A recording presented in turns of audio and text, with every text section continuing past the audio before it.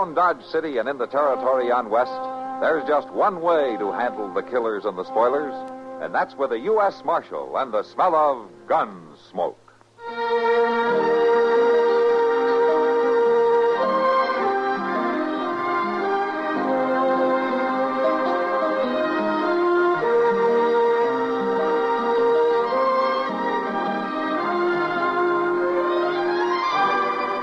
Gunsmoke, starring William Conrad.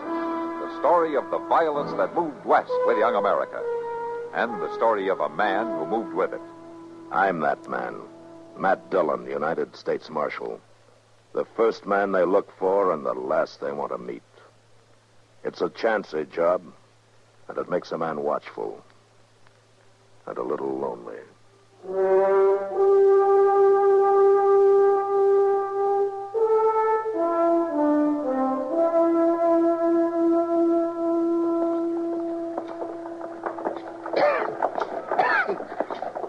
Well, Mr. Dillon, there ought to be some way to lay the dust along the plaza here. Well, old man Briscoe waters it down once a week, Chester. Sure, and there's mud up to your knees for 2 days and dust all the rest of the time. Well, I guess that's the price of civilization. What is? Dust. What civilization got to do with dust? Well, Dodge is growing, Chester. More people coming west all the time. Yeah. Maybe we ought to move on west ourselves. Oh, where to? Oh, I don't know. Colorado Territory, maybe? Hey, look at there. What? Oh, that sign there in that store there. Laughing gas show tonight. Phenomenon. Huh? That's phenomenon, Chester. Oh, well, Stafford's Laughing Gas Show. Amazing, hilarious admission, 25 cents. Yeah, it looks like Dodge is getting some entertainment. You see, I told you it was getting civilized. My, if I could get me the loan of 25 cents, I sure would be there tonight. Yeah, and you'd probably enjoy it, too. Well, there ain't nothing wrong with them shows. No. 25 cents, well, that ain't a whole lot of money. No, you're right. It isn't. And I could pay back whoever loaned it come Saturday. Sure. Sure seems a pity to miss that show. Oh, all right, Chester. Here's your money. 25 cents, no, a quarter. I wasn't hinting or nothing like that. Well, thank you, Mr. Dillon. Thank you.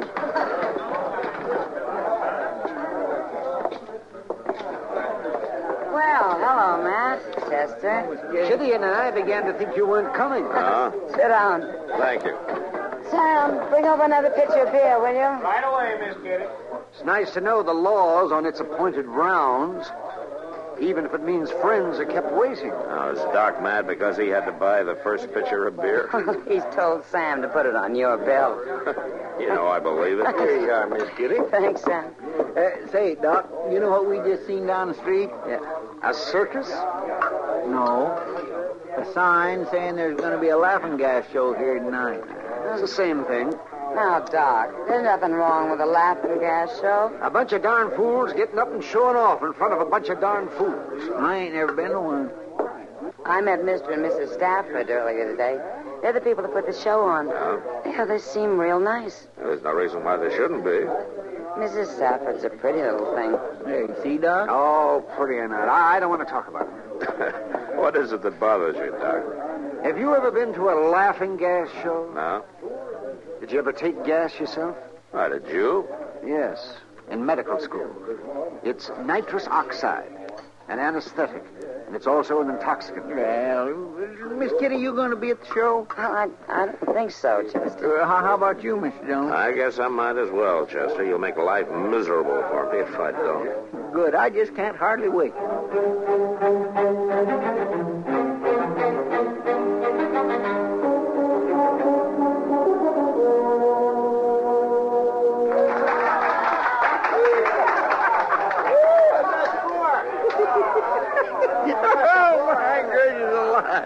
Oh, sounds like you're enjoying it, Chester.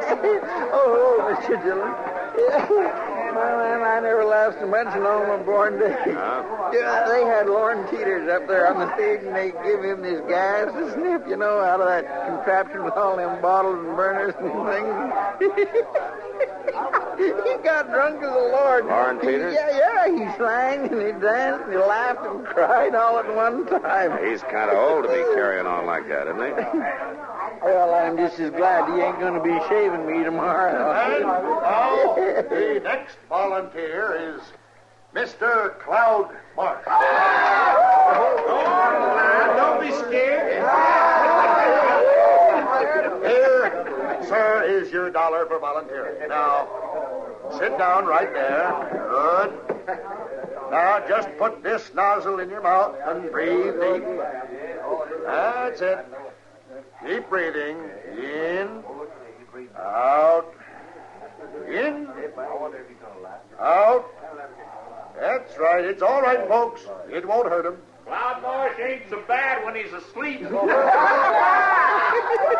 come to in a minute. See, Mr. Dillon, when they come out of that gas, there's just no telling what they'll do. Yeah, but if Cloud Marsh comes out his real self, it might be quite a ruckus. Do us a favor, mister. Keep that bully under forever.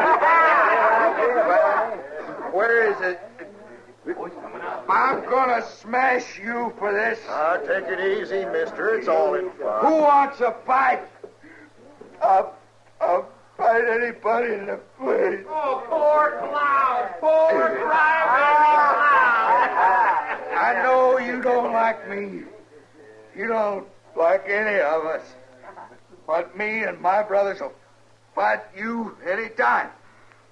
And we'll get you. We'll get you good.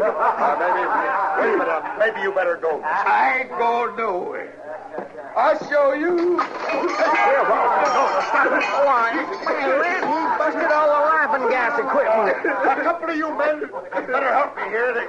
The gas has made him a little argumentative. Come on, Chester, let's get out of here. What a thing to do. I've got some more apparatus in the back room. The show will continue in just a moment. Well, that doggone Cloud Marsh starting to ruckus like that. Well, Stafford said you become your natural self. And he sure did. Them Marsh boys just wants to fight all the time, don't they? And there could be trouble from this, Chester. Well, why? My gracious, he's the one that started everything. But a man like Cloud Marsh can't take being laughed at. Yeah, he'll make trouble, sure.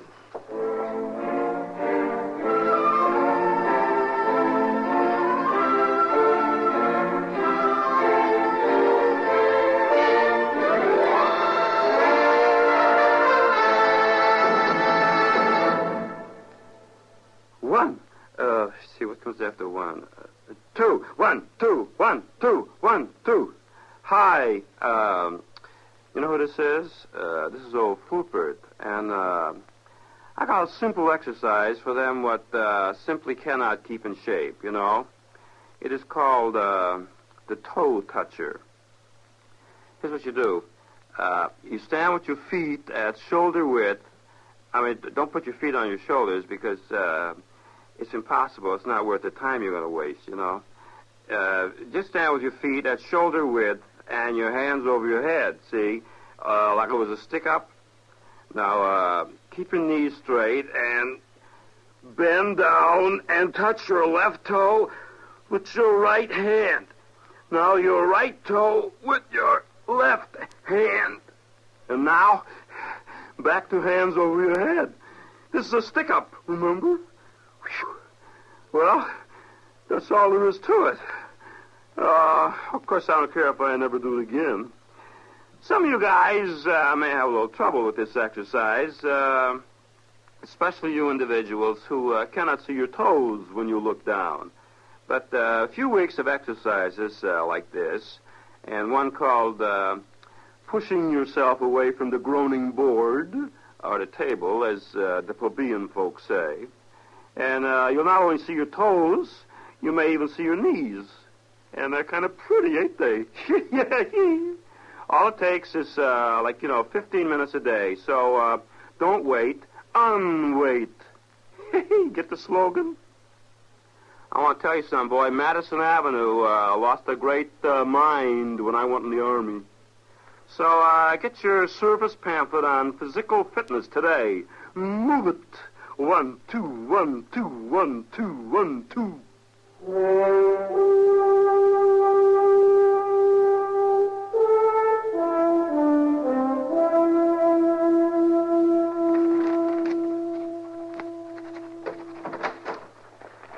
Hello, Matt. Yeah? Oh, morning, Doc. There's some coffee on the stove. Help yourself. Yeah, thank you. And how was the show last night? Well, I got there late, so I didn't see it all, but Chester said I was fine. I suppose Chester got up on the stage and made a fool of himself. Well, he probably would have, but he didn't get the chance. Cloud Marsh took some of the gas and wanted to fight everybody in the place.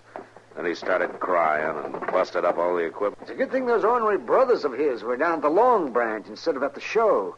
They'd have busted up the whole store. Yeah. You know, Matt, nitrous oxide's a dangerous thing to mess with. Too much can be fatal. I remember this boy at medical school who took this... Hey, Doc. Doc, I've been looking all over for you. Yeah? What's the matter, Chester? It's Mr. Stafford. He's been hurt bad. What?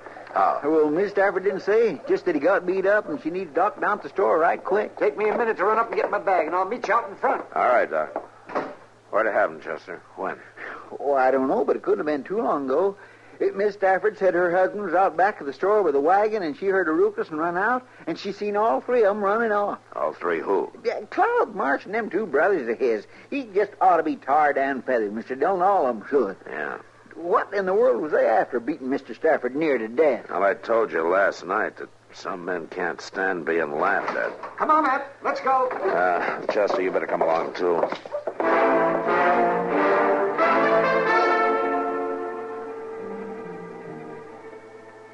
There's nothing to do now but let him rest, Mrs. Stafford. How long's he going to be like that, Doc? Unconscious, I mean. He's had a bad concussion.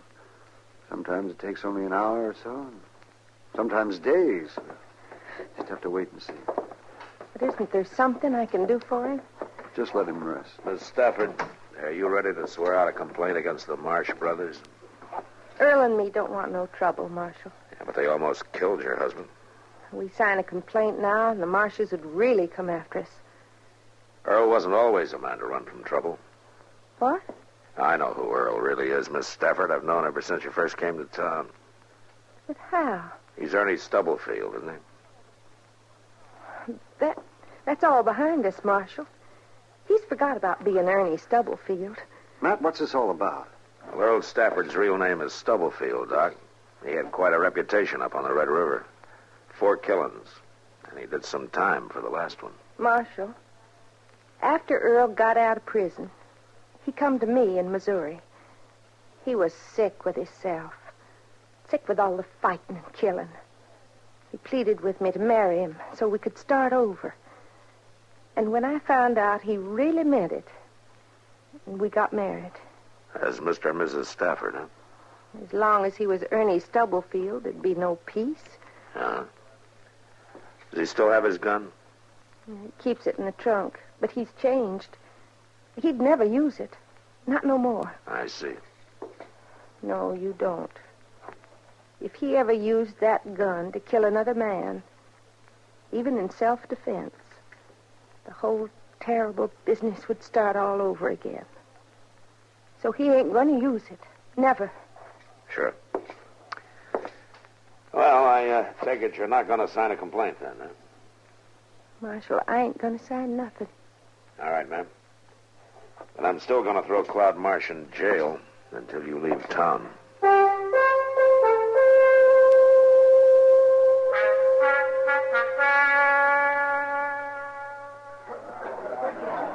But I tell you, I was right there in Pottawatomie County, and I seen it. Look, Andrew, them Marsh boys, they don't like that kind of talk. Well, John Brown come down the creek and murdered all 5 settlers. Now, you ask what over there. He ought to know. That's what he was named for, Pottawatomie County. Hey, come to think of it, old man Marsh named the other 2 boys to the counties they was born in, too. You know, Osage and Cloud. You talk too free. You're going to get in trouble, We've been Andrew. sitting listening to you, old man. You sure feel your liquor, don't you? Well, I didn't mean nothing against you and your brothers, Cloud. No, you didn't mean nothing, but you do like to drink, don't you? Well, just 1 or 2 to get started in the morning. I don't figure 1 or 2's enough for old man.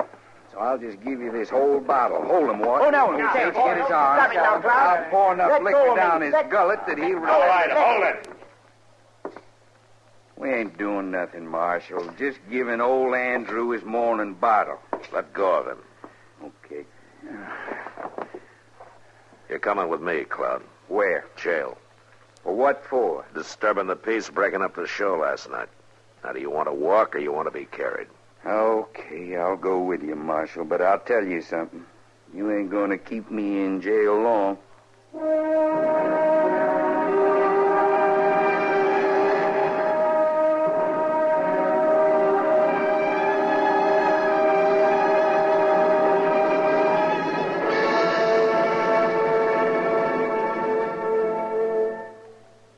Myron J. Bennett again with another little-known item of American military history. The general wished he had said it, and the reporters gave him credit in the headlines. But it was somebody else who made the greatest ad lib of the First World War. Lafayette, we are here. It happened when the first American expeditionary forces reached Paris, and the French asked General John J. Blackjack Pershing to deliver an address commemorating the event at the tomb of the military hero Lafayette. Pershing, however, designated Colonel Charles Stanton to handle the oratory, and the colonel duly delivered and concluded his speech. We pledge our hearts and our honor in carrying this war to successful issue. Then, remembering the Frenchman's great help and friendship for America in Revolutionary days, he saluted the tomb and called out, Lafayette, we are here. General Pershing was persuaded to speak briefly after that, and somehow the newspaper men put the famous line into his remarks. But the general himself later wrote, I have often wished it could have been mine. But those words were spoken by Colonel Stanton, and to him must go the credit. Incidentally, Lafayette is buried in American soil that he brought back to France after the Revolutionary War.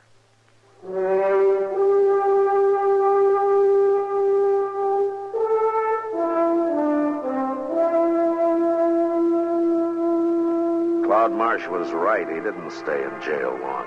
Within an hour, Watt and Osage walked into the office with a writ from Judge Bent. They paid his bail, and I had to turn him loose. There was nothing I could do. I had hoped to hold him in jail till the Staffords got out of town, but since I couldn't, I told Chester to keep an eye on him. Well, nothing happened all that day, and that evening I was sitting over coffee with Doc and Kitty at Delmonico. Well, nothing like a good dinner to cheer you up. Even if it is a little greasy. You always see the bright side, don't you, Doc? Of course. How's Mr. Stafford tonight, Doc? Well, I guess he's coming along all right. He opened his eyes for a couple of minutes late this afternoon, and then he dropped off again. His wife hopes they can leave town tomorrow. Huh? Mr. Dillon, Yeah, what is it, Chester? I've been looking all over for you. I thought maybe you'd be over at the Long Branch, but you wasn't. Well, you don't mind if Matt buys me a dinner now and then, do you? Oh, my goodness, no, but I sure did waste a lot of time trying to find him, and they already left the Texas Trail 10-15 minutes ago. Who left? Them Marsh boys, all three of them. Were they drunk? Oh, my, yes, and they was talking about giving somebody some of that gas, a dose of his own medicine, they said. Stafford. Matt, that could kill him in his condition. Oh, Matt. Yeah, come on, Doc. Chester, let's go.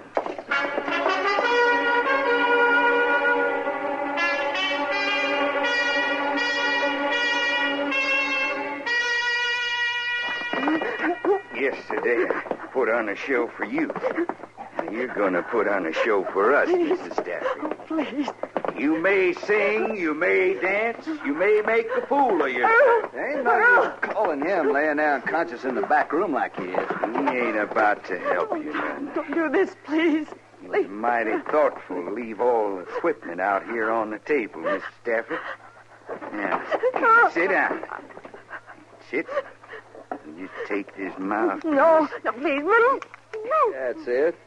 Breathe in, breathe out. Now, don't act like that. You need a little more gas to put on a good show for you. Let me go. Why, you just ain't nowhere near happy yet, Mrs. Stafford. Give me another one. All right. Turn around, Cloud. Well, looky there. Old man Stafford got up out of bed. You filthy pigs. Now, that ain't no way to talk. You let go of my wife. Cloudy's got a gun. Earl, don't shoot. Don't worry. He ain't going to. Don't shoot. He ain't got the strength. Stand away from her. Not likely. Don't you forget, I got a gun in her back. All right, hold it, all of you. I'll handle this, Stafford. You stay out of it, Marshal. Put up your guns, both of you. There's 3 of us, Marshal. There'll be a fool, Cloud.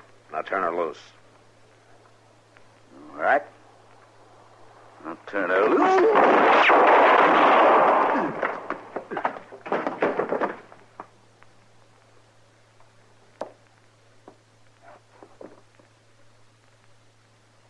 He's dead, Matt. Cloud's dead. Earl, you killed him. No, he didn't, Miss Stafford. It was my bullet that got him. Is that true? You shot him? Yeah, that's true. Your aim was off, Stafford. Afraid of hitting your wife, I guess. Thank heaven. All right, you two. Watt, Osage. You find your horses and you get out of town. Now, you keep on riding. Yeah.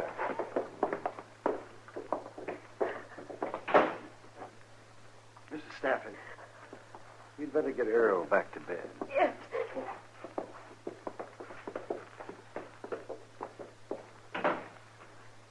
My, Mr. Dillon, did you see the look on Miss Stafford's face when she found out Earl missed Cloud, that he didn't kill him? I'd admire to have a picture of that. Yeah. That was a nice thing you did, Matt. What thing? What do you mean, Doc? Chester, Matt's bullet hit Cloud Marsh in the hand. The shot that killed him came from the other direction. You were aiming for his gun hand, Matt, and you knew it. It was Earl Stafford that killed Cloud Marsh. Well, I'll be doggone. Yes, sir. It's a mighty nice thing you did. For both of them.